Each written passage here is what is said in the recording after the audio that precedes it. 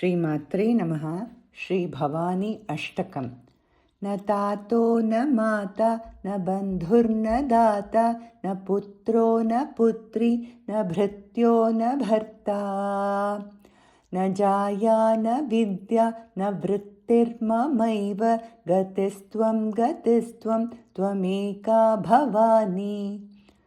भवाब्धावपारे महादुःखभीरो प्रपातप्रकामी प्रलोभी प्रमत्तः कुसंसारपाशप्रबद्धः सदाहं गतिस्त्वं त्वमेका भवानी।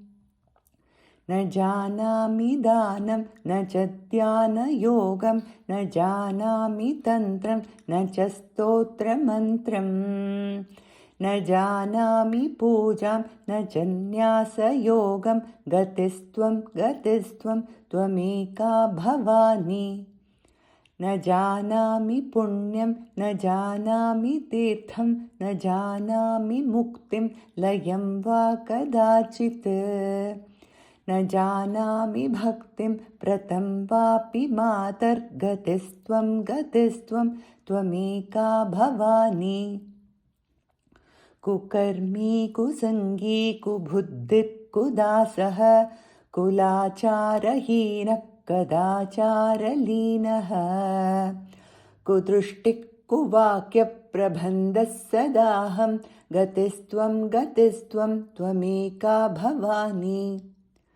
प्रजेशं रमेशं महेशं सुरेशं दिनेशं निशीथेश्वरं वा कदाचित् न जानामि चान्यत् सदाहं शरण्ये गतिस्त्वं त्वमेका भवानी।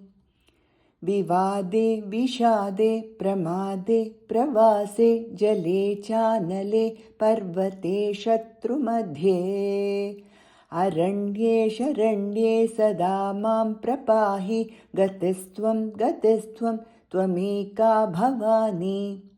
अनाथो दरिद्रो जरारोगयुक्तो महाक्षीणदीनः सदा जाड्यवक्त्रः विपत्तौ प्रविष्टप्रनष्टः सदाहं गतिस्त्वं त्वमेका भवानी। इति श्रीमद् आदिशङ्कराचार्यविरचितं भवानी अष्टकं सम्पूर्णम्।